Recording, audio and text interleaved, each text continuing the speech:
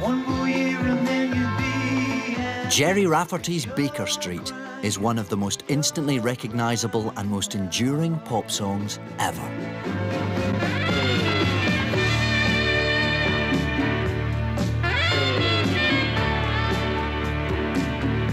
It's just so epic. It's so epic. I remember thinking, this is just amazing. This is Gerry Rafferty, this is extraordinary, this is Scottish. It's an astonishing record and sonically an amazing piece of work. When the intro comes in, it sort of sucks you in. It's like you're going through a dark tunnel, but with sort of nice fishy lights flashing. And then you get down to the end of the tunnel, and the doors open, and all the lights come on, and it's da-da-da-da-da-da, and you've gone to Hollywood.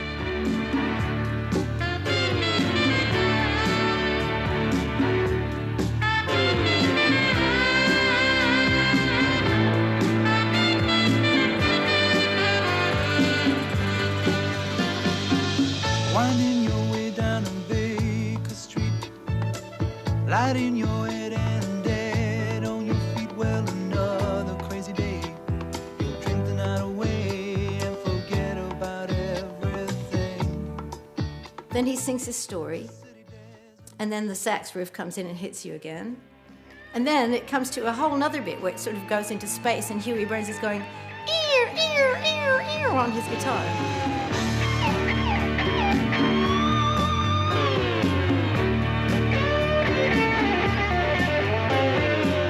I guess you'd call them organic sounds, animal sounds, seagull sounds, anything like that.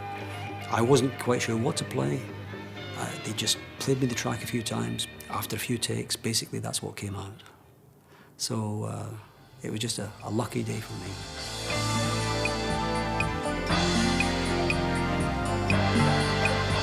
A myth has prevailed that the saxophone player actually wrote the line and was not given the full credit. I bet you anything you like, Gerry wrote every note of that solo, because that's what he was like. It was in the early demos where he played it on a little electric guitar himself.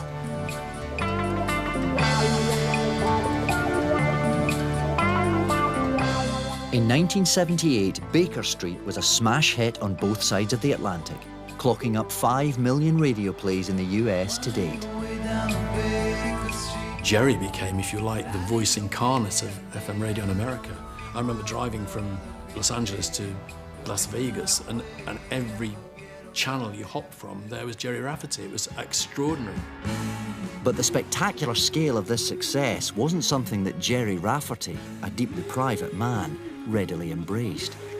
His diffidence is evident in this rare public appearance, picking up the award for the best single of 1978 at the British Rock and Pop Awards. Congratulations, Gerry. Thanks a lot. Fantastic. How do you feel at this particular moment? Absolutely wonderful. Yes. Terrific. You better take it. There you go. Congratulations. Okay. Thank you. Let's go. Gerry Rafferty died at the beginning of 2011 at the age of 63. Mourners at his funeral in Paisley included Scotland's First Minister, old friends and fans from as far away as New York. His daughter Martha and her cousins performed one of his songs in the family tradition of singing in harmony. Whatever's written in your heart, that's all that matters. We'll find a way to say it all someday, yeah.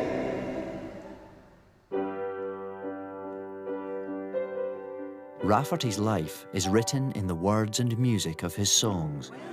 Family Tree recalls a childhood with music at its heart. We can feel the harmonies. You sit there waiting in the rain. How long have you been waiting to let your light shine?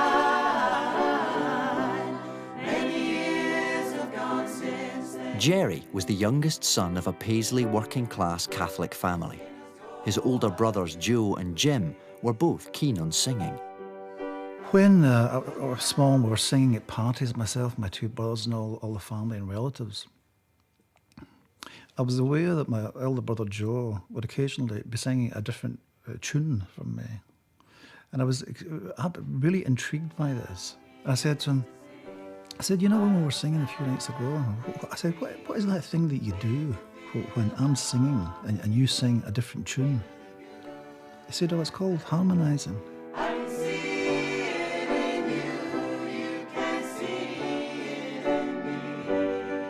And within a year or two, I could sing second and a third part harmonies. And it was just like this amazing, magical world opening up.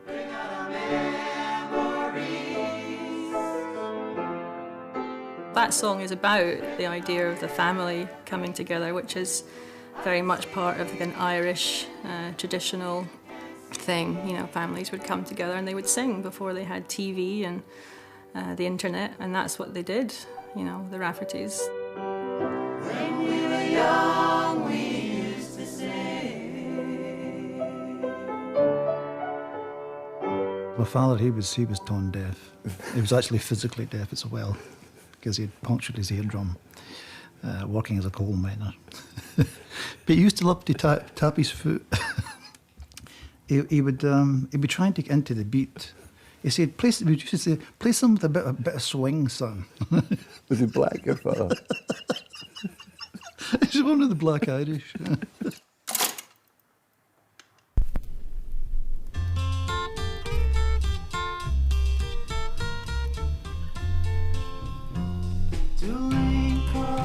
After leaving school, Gerry teamed up with fellow Paisley buddy Joe Egan in beat group Mavericks.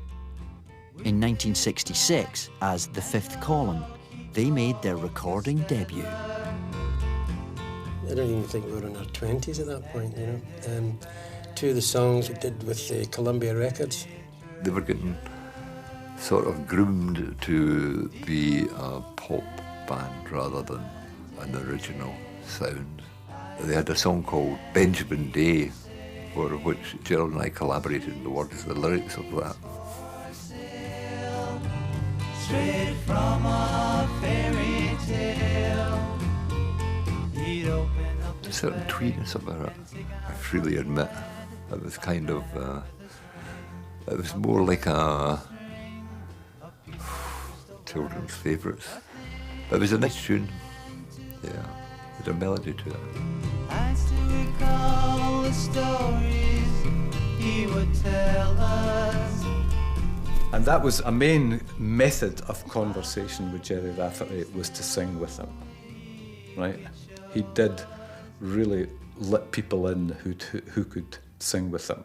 I think he had decided then that there was a possibility of him making a career out of it, and began writing songs with quite a distinct McCartney-esque influence. But there's nobody here. I rang the bell and knocked the door. She don't live here. The single, There's Nobody Here, was not a hit. It didn't do anything, I have to say, you know, so Gerry, I think, at that point, teamed up with Billy Connolly and Tom Harvey and the Humble Bums. My Dixie darling, listen to this song I sing. They both had hair down to their arses and these buckskin jackets and cowboy boots and stuff like that. And Billy was thrashing away to this banjo like a man possessed. Gerry came up to me after the concert and said, God, that was funny and I liked your stuff and blah, blah, blah. I'm a songwriter myself, and I thought, oh, God, another one. You know, you were constantly being approached by songwriters in the folk scene, and it was all about rain running down the window and how I miss you, you know. Went up for a few beers to his house and he played the songs. And I thought, who's this guy kidding? He's learned these from a record or something. He never wrote these. It was like Paul McCartney coming up and saying, I write songs, you know, would you like to hear one? Yesterday, what? Well, hear me talking, blood and glory. I'm fed up walking, blood and glory. I'll tell a story. So it was a symbiotic relationship. Each got so much from the other, and each was an absolute character, an individual in themselves, but together they were great. Patrick, my primitive painter of art, you will always endeavor. Artist John Byrne, the inspiration for this song, designed the artwork for the new Humble Bums album, the first of many covers. We will always be with you, Jockey Melly and me. I had never heard anything quite like it. I look back at it now and I think, they were just boys. And, for Scottish men in particular to stand up and sing about deep felt emotions like that, I think was difficult. So in some ways I think it suited him quite well to be able to have someone behind whom he could stand. I was just a guy who knew tunes, knew songs. I still am. But he was a musician and I'll never be one of them. There were some pretty difficult gigs where an audience was, a student gig or something where the audience was a bit loud and Gerry wanted just total quiet. And he would not make eye contact with the audience. Now, he had a cast in his eye, and I think it embarrassed him, so he would take an eye line away from people, which, of course, I'm sure many people thought, well, that's very aloof, he's not looking at us, he's not really speaking to us. But I think his work was, that was it, the songs. If that wasn't enough for you, you shouldn't have been there. I mean, he jumped off the stage once and decked somebody, and we had a police escort out of Taunton. But Gerry probably did more gigs with the Humble Bums than he ever did in the whole of his career after that. You feel so good when she comes to meet you. Sometimes I would do a little accompaniment, sometimes I wouldn't. Sometimes I would get ready to do the accompaniment and he would say, I'm doing this on my own. And my footsteps would be heard clunking off into the wings. I thought he would make me better, and he did, but he got better too. So the gap remained of the musical class. But that became very painful for Billy, because what tended to happen was that a lot of emphasis was put on Gerry's material, and then when Billy came to do his stuff, he was kind of almost left on his own, and Gerry would almost go to the pub. If you go through the Humble Bums albums, you'll find that he's in all of my songs and I'm in none of his. Because he would go into the studio and go over my bits, he'd have me taken off and go over them. Was he right or wrong to do that? I would say right. He was a perfectionist, and perfectionists must perfect. So off he went on his perfecting way. You say that I'm out of touch. And so, Billy and Gerry parted musical company, each having left an indelible mark on the other. Well, I saw this large figure of a man striding down Baker Street with a pair of tartan trousers on, and I thought, my goodness, that's Billy Connolly. So I went up and tapped him on the shoulder. And she said, excuse me, yeah. I'm Martha. Oh, my God. I gave her a cuddle, and then I saw the staggering resemblance to her dad as she was speaking to me. I was looking at Billy thinking how much he was like my dad. And also for me it was quite poignant because Billy still had a lot of energy, and I could see a lot of how my dad would have been if he hadn't, started drinking. We were both piss artists. We were both young and strong, and so it didn't really affect us. It dug in later. And I had a meeting with him in London about 10 years before his death, and we were in Langan's restaurant, and he was drinking Calvados, that apple brandy. He had about 10 or 12 with lunch, and big ones, and I thought, oh, God almighty. So I had read somewhere with alcoholics, you should tell them once and not twice, or ask them, So I said, listen, are you okay with us drinking? Do you feel comfortable with your drinking? And they said, yeah, it's not a problem. I said, okay. And that was all I ever said to him about drinking.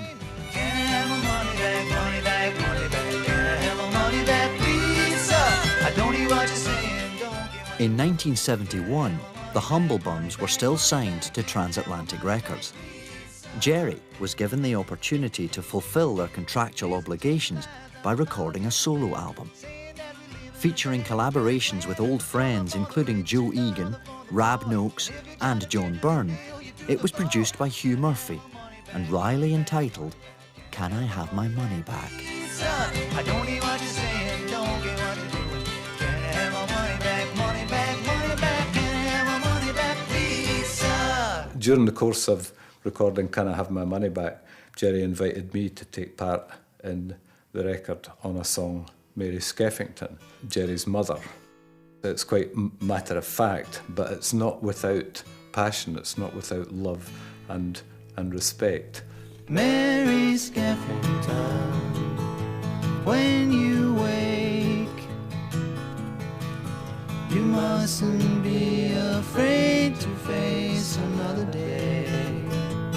It was just the two of us, two voices, two guitars sitting facing each other, which is a nice way to record. I did a little fingerstyle thing, he did a strum.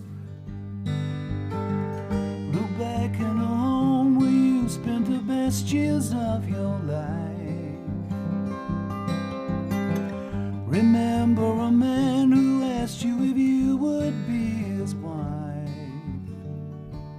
Mary Skeffington, close your eyes and make believe that you are just a girl again. I'm glad it exists like that because it is a kind of representation, if you like, of what we sounded like as Steelers Wheel, the performing Steelers Wheel in the summer of 1971. But you put something better inside of me.